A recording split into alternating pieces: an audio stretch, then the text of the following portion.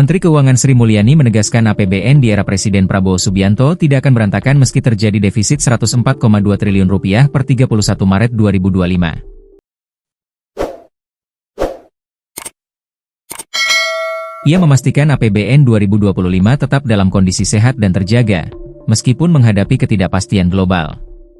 Termasuk potensi tekanan dari kebijakan tarif yang diteken Presiden AS, Donald Trump.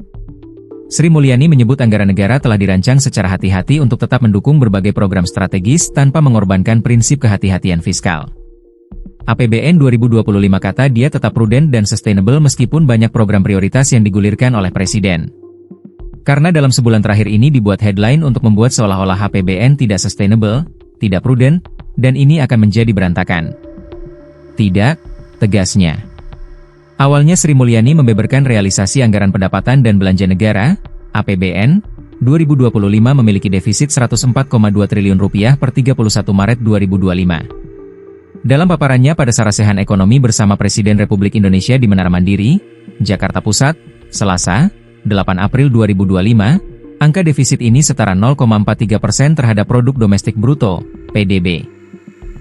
Meski begitu, Sri Mulyani mengungkap defisit ini masih berada di bawah batas defisit yang ditetapkan Undang-Undang No. 62 Tahun 2024 tentang APBN 2025 dan sudah disetujui DPR di angka 2,53%. 2,53% itu artinya defisit Rp616 triliun, ujar Sri Mulyani. Untuk pendapatan, per Maret 2025 pendapatan negara ada di Rp516,6 triliun dengan total belanja negara Rp620,3 triliun. Pendapatan tersebut terdiri dari penerimaan dari perpajakan sebesar Rp400,1 triliun dan PNBP senilai Rp115,9 triliun. Sementara untuk belanja negara, angka Rp620,3 triliun di bulan Maret terdiri dari belanja pemerintah pusat sebesar Rp413,2 triliun dan transfer ke daerah sebesar Rp207,1 triliun. Presiden Prabowo memang punya banyak program, tapi itu semuanya didesain dalam APBN yang tetap prudent dan sustainable.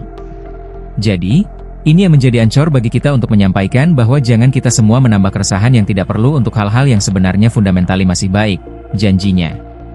Sri Mulyani kemudian meminta para pengamat dan ekonom untuk membantu masyarakat terhindar dari keresahan. Permintaan ini juga spesifik disampaikan kepada perwakilan Ikatan Sarjana Ekonomi Indonesia, ISI, yang hadir. Ia lalu mencontohkan bagaimana pihaknya menjaga belanja negara untuk tetap on track. Sang Bendahara Negara menegaskan APBN bekerja untuk melindungi masyarakat.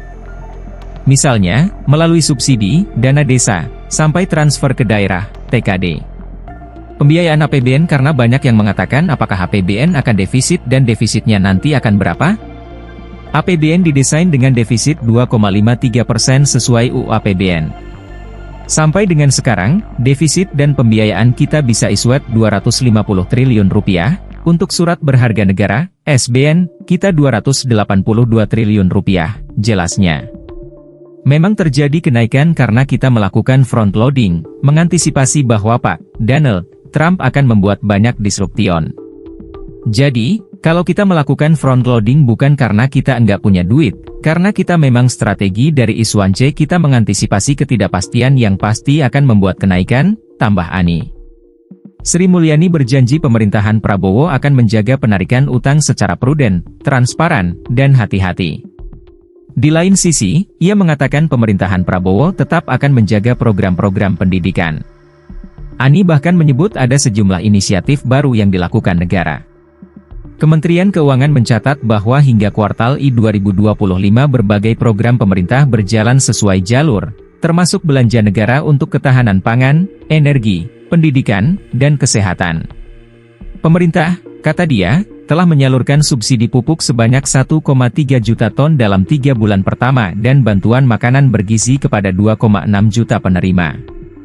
Program pendidikan dan kesehatan, termasuk pemeriksaan kesehatan gratis, juga terus dijalankan. Bahkan, berbagai inisiatif baru tetap bisa dibiayai dalam ruang fiskal yang tersedia.